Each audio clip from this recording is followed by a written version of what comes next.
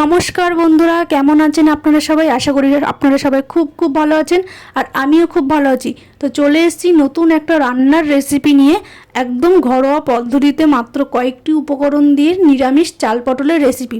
তো চাল পটল বানানোর জন্য আমাদের যে জিনিসগুলো প্রয়োজন সেগুলো প্রথম এরকম মাঝারি সাইজের পটলগুলো কিন্তু আমরা ছুলে নেব গোটা গোটা। তো লাগবে ঘি, কয়েকটা কাজু বাদাম, তেজপাতা, দারুচিনি, এলাচ, সামান্য লবণ, চিনি, লঙ্কার গুঁড়ো, হলুদ গুঁড়ো, পোস্ত, কয়েকটা কাঁচা লঙ্কা, আদা, টমেটো কুচি, আর লাগবে ধনে গুঁড়ো, জিরে গুঁড়ো। আর সবথেকে মেন যেটা প্রয়োজন সেটা হচ্ছে গোবিন্দভোগের চাল। তারপরে কড়াইটা একটু গরম হয়ে যাওয়ার পর আমরা এখানে পটলগুলোকে ভেজে নেব। পটলগুলো যখন আমরা কাটবো, পটলগুলো দুমুখ কেটে তারপরে কিন্তু এরকম গোটা গোটা ছুলে নেব। ছুলে নেওয়ার পর হালকা হালকা চিড়ে দেবো, যাতে গাটা দু একটা হালকা চিড়ে দিলে তাহলে ভেতরে মশলাটা খুব ভালোভাবেই যাবে। আর ভেতরে মশলাটা ঢুকলে আর খেতেও খুব সুন্দর লাগবে। তো পটলগুলোকে এখন লাল লাল করে ভেজে নেব। পুরো ভিডিওটা আপনারা দেখতে থাকুন।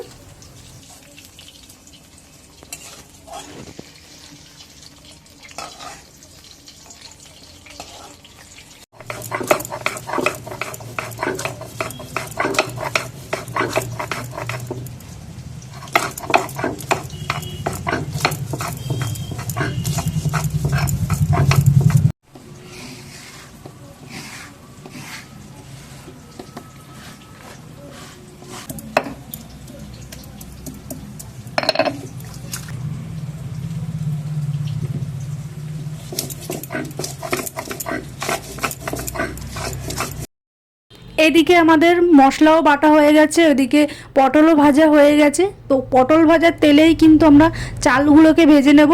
চালগুলো একদম ভাজতে একদম লো, গ্যাসের ফ্লেমটা একদম লোতে রাখতে হবে যাতে চালগুলো পুড়ে না যায়, সেদিকেও খেয়াল রাখতে হবে। আর একটা কথা, যারা যারা কিন্তু পটল খেতে একদমই পছন্দ করো না, এই রেসিপিটা কিন্তু অবশ্যই ট্রাই করে দেখতে পারো। এই রেসিপিটা সত্যিই অনেকটাই সুন্দর লাগবে, খেতেও খুব মজাদার একটা হবে খাবারটা। তোমাদের সাথে গল্প করতে করতে কিন্তু আমার রান্নাটা অনেকটা দূরই এগিয়ে এসেছে। এদিকে আমরা যে মশলাগুলো বেটে রেখেছিলাম একে একে সব মশলাগুলো কিন্তু এখানে দিয়েছি। ফোড়নের জন্য আমরা তেজপাতা আর গোটা গরম মশলা আমরা এখানে ব্যবহার করলাম। তো তারপর যা যা মশলা আমরা বেটেছিলাম সেগুলো দিতে থাকছে এক এক করে। পুরো ভিডিওটা তোমরা দেখতে থাকো, বুঝতে পারবে।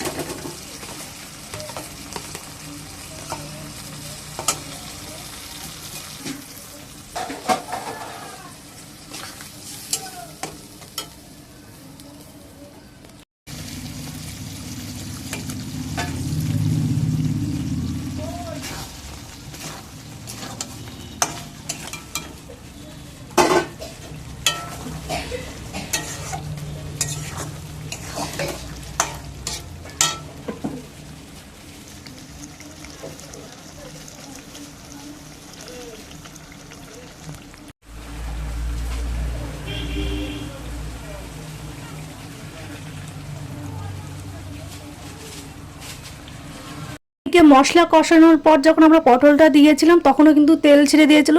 এদিকে পটল দিয়ে কষানোর পর তেল ছেড়ে দেওয়ার পরও কিন্তু আমরা এখানে জলটা ব্যবহার করলাম। এর আগে জল দিলে কিন্তু তেমন একটা টেস্ট ভালো লাগবে না, তেল ছাড়ার পরই তারপরে কিন্তু জলটা ঢালতে হবে। তো এদিকে একটু ফুটে গেলে তারপর আমরা নামানোর আগে ঘি এবং গুঁড়ো গরম মশলা দিয়ে দেবো নামানোর আগে।